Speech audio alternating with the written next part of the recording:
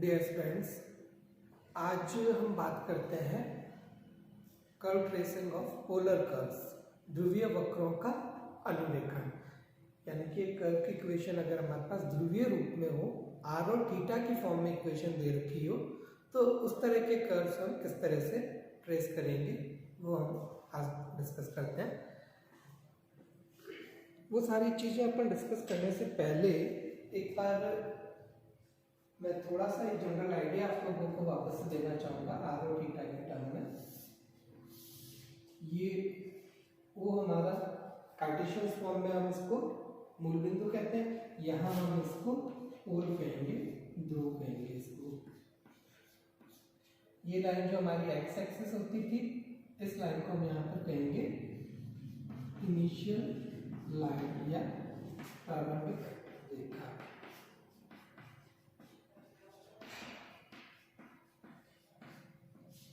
अब देखिए पॉइंट अगर हम यहाँ पे प्लॉट करें, ये मान लीजिए कोई पी पॉइंट है जिसके कोऑर्डिनेट्स मैंने कहा कि r कॉमा थीटा है। तो r कॉमा थीटा अगर इसके कोऑर्डिनेट्स हैं, इट मींस कि ये OP लाइन जो है, इस OP लाइन की लंबाई r है और ये OP लाइन प्रारंभिक रेखा के साथ में थीटा कोण बनाती है। तो अगर मुझे कोई point r comma theta plot करना है तो मैं x एक्सिस के साथ या कह के अपनी प्रारंभिक रेखा के साथ में थीटा कोण बनाती हुई एक लाइन खींचूंगा और उसकी लंबाई r रखूंगा। तो इस तरह से r लंबाई की एक लाइन खींचनी है जो प्रारंभिक रेखा के साथ में थीटा कोण बनाए। तो वो जहां आएगा ये पॉइंट भी हमारा होगा r कॉमा थीटा। ये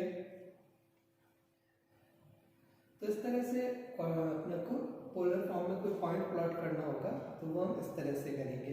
जैसे कार्टेशियन में अगर मुझे कोई पॉइंट प्लॉट करना होता, मान लीजिए कि ये पॉइंट अगर कार्टेशियन फॉर्म में हम x, y लेते तो मैं यहाँ x एक्सिस पर x डिस्टेंस देखता और इधर y एक्सिस पर y डिस्टेंस देखता और फिर ये दोनों जहाँ आ रही है ये पॉइंट ऑफ प्लॉट करके हम कहते हैं कि ये x, y है। तो इस बार हमें ऐसे नहीं देखना है, इस बार हम देखेंगे कि थीटा एंगल बनाती हुई लाइन जिसकी लेंथ r है, तो वो पॉइंट हमारा r, थीटा होगा। क्लियर? देन अब अपन बात करते हैं ट्रेसिंग ऑफ पोलर कर्व्स की।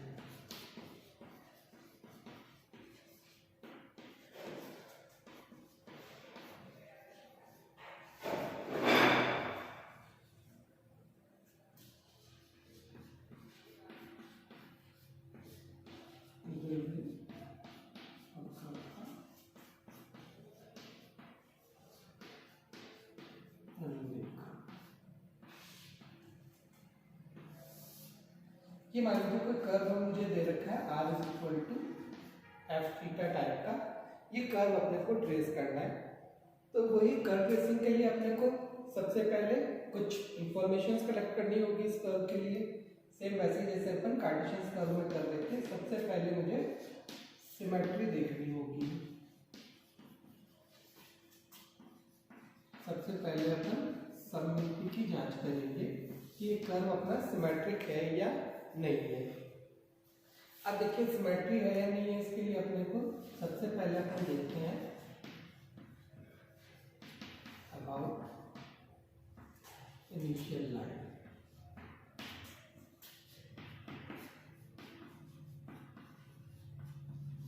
प्रारंभिक रेखा के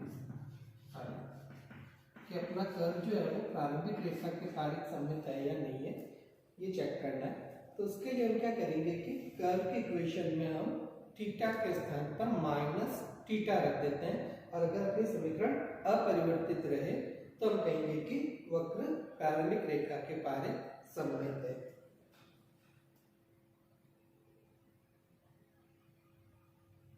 सीधे सीधे से मैं कह रहा हूं कि if f theta is f of minus theta then curve की इक्वेशन ये है r बराबर f theta.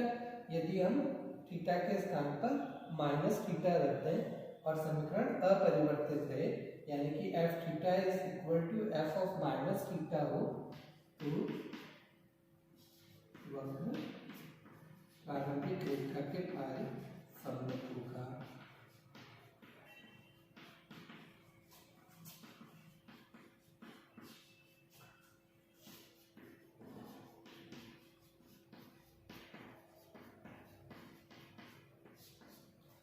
If f of theta is equal to f of minus theta, then curve is symmetric about initial line. Or say, if by putting theta in place of theta, if we put minus theta and equation remains unchanged, then curve is symmetric about initial line. अगर हम curve की equation में theta की जगह minus theta रख दें और समीकरण हमारी अपरिवर्तित रहे तो वक्र प्रारंभिक रेखा के पारित सममित होगा। देन सेकेंड हम देखते हैं about line theta is equal to pi by 2। रेखा थीटा बराबर पाई बाय 2 के पाई।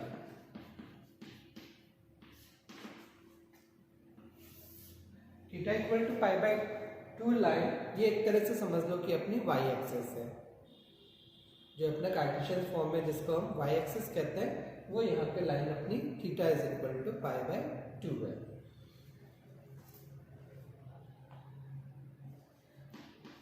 इसके लिए हम देखेंगे कि if f theta is equal to f pi minus theta, यदि थीटा को पाई माइनस थीटा से रिप्लेस कर दें और इक्वेशन अनचेंज रहे तो हम कहेंगे कि कर्व हमारा line theta equal to pi by 2 के अबाउट सिमेट्रिक है। यदि f theta is equal to f pi minus theta हो तो वक्र रेखा थीटा बराबर पाई बाय 2 के पारित सममित होगा।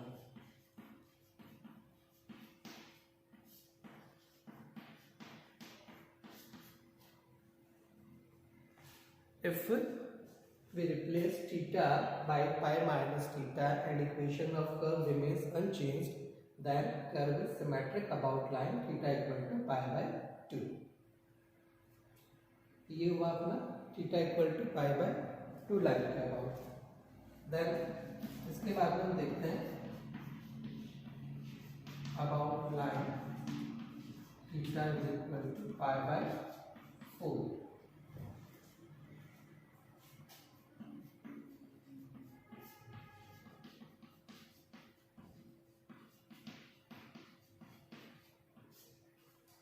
सिमेट्री वैसे ही देखेंगे अपन जैसे अपन कार्टेशियन कर्व में देख रहे थे। सबसे पहले वहां हमने देखा था अबाउट एक्स एक्सिस, तो ये इनिशियल लाइन एक तरह से एक्स एक्सिस हो गई।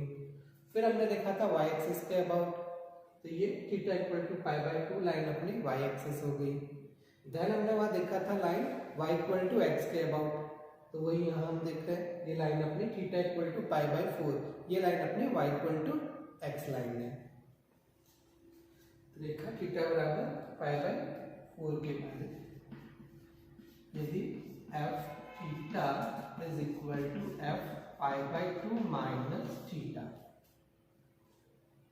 यदि वक्र के समीकरण में थीटा के स्थान पर पाई बाय 2 माइनस थीटा रख दिया जाए और समीकरण अपरिवर्तित रहे तो वक्र रेखा थीटा बराबर पाई बाय 4 के पारित सममित होगा। If f theta is equal to f pi by 2 minus theta,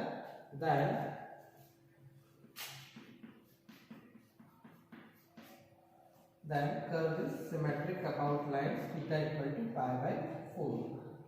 वक्र रेखा थीटा बराबर पाई बाय 4 के पारित सममित होगा।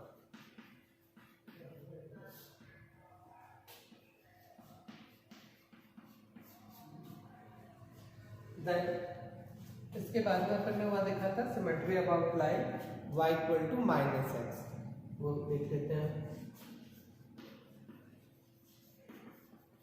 About line y is equal to minus x, और यहाँ हम उसको कहेंगे line theta is equal to 3π/4।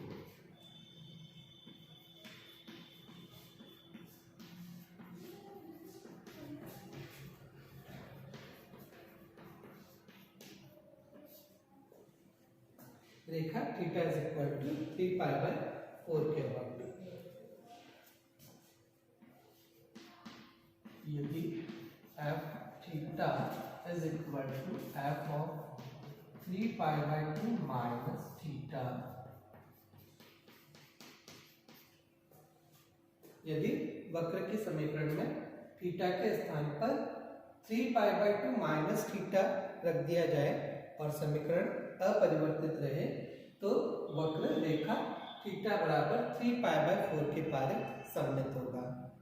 यदि f theta is equal to f 3π/2 minus theta हो, तो वक्र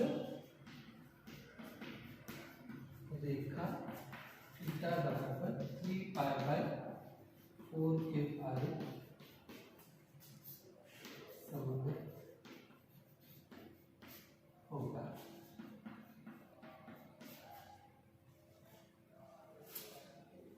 तो ये अपना कर्व था r equal to f theta. इसकी हमने सिमेट्री देखी।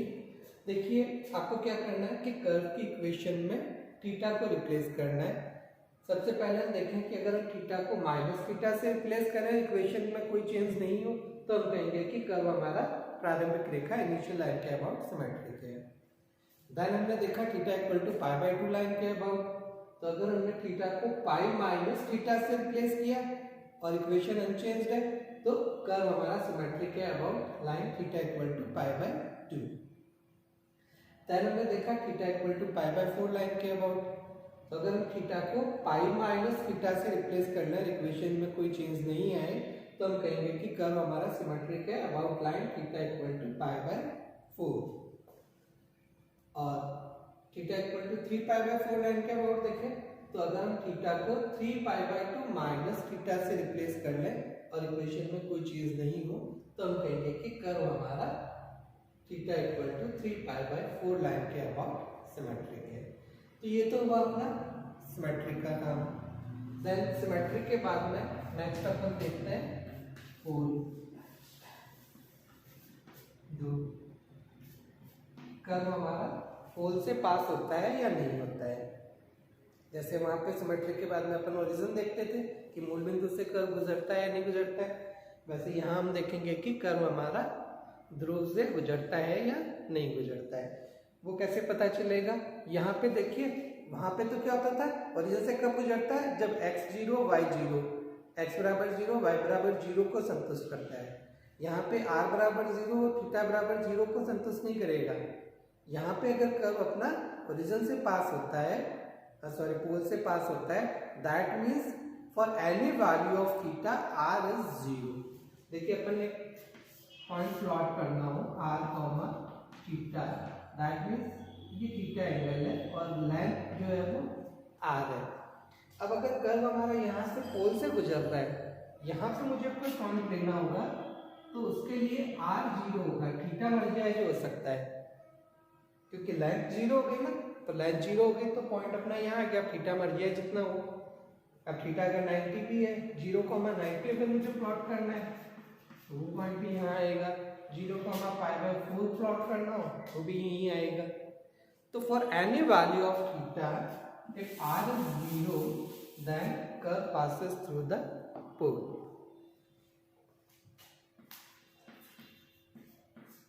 यदि थीटा के किसी भी मान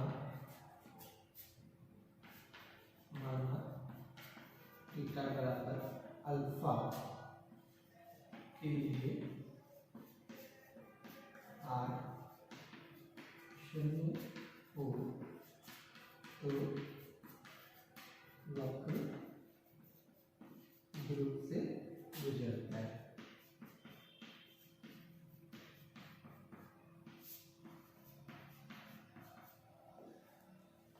यदि थीटा के किसी भी मान लिया कि थीटा बराबर अल्फा के लिए r 0 हो, तो वक्र ध्रुव से गुजरता है। If for any value of theta, let's take for theta equal to alpha, r becomes 0, then curve passes through the pole. तो अगर हमको थीटा का ऐसा कोई मान मिल जाए जिसके लिए r की वैल्यू 0 हो, मान लो कि थीटा इक्वल टू अल्फा के लिए ऐसा हो रहा है, तो हम कहेंगे कि कर्व हमारा पोल से पास होता है। और अब अपन देखें इक्वेशन ऑफ टेंजेंट एट पोल।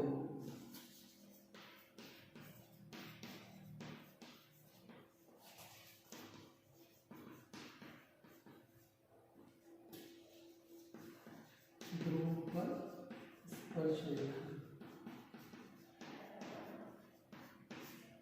तो ये थीटा की जिस वैल्यू के लिए अपना r 0 हो रहा है, मान लीजिए अपन ने कहा था कि थीटा बराबर अल्फा पर ये 0 हो रहा है, तो टेंजेंट की इक्वेशन जो होगी वो होगी थीटा इक्वल टू अल्फा। ये जो लाइन होगी अपनी theta equal to alpha line, ये लाइन हमारी पोल पर टेंजेंट होगी। देन थर्ड पॉइंट अपन एसिम्प्टोट देखते थे।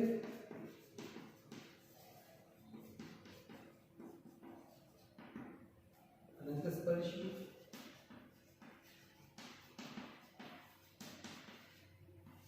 अगर थीटा की किसी वैल्यू के लिए r इनफाइनाइट हो रहा हो, तो इन दैट केस अपने को एसिम्प्टोट्स मिलेंगे। फिर हम एसिम्प्टोट्स निकालना है अपने को। और अगर थीटा की किसी भी वैल्यू के लिए r 0 होता हुआ नहीं दिखता है, that means there is no asymptotes. कि अगर थीटा के किसी भी मान के लिए अगर r अपना अनंत नहीं हो रहा है, तो इसका मतलब ये हुआ कि कर्व की कोई अनंत स्पर्शी नहीं है। और अगर थीटा के किसी मान के लिए r अनंत हो रहा हो, तो इसका मतलब ये हुआ कि अनंत स्पर्शी मौजूद है। देन नेक्स्ट फोर्थ पॉइंट अपन देखते थे, रीजन क्षेत्र। क्षेत्र निकालने के लिए वही जो कर्व की इक्वेशन दे रखी है, उसके अकॉर्डिंगली अपने को डिसाइड करना होगा कि किस रीजन में कर्व बनेगा, किस रीजन में कर्व नहीं होगा। वो अपने को कर्व की इक्वेशन देख के ही अपन कुछ आइडेंटिफाई कर सकते हैं।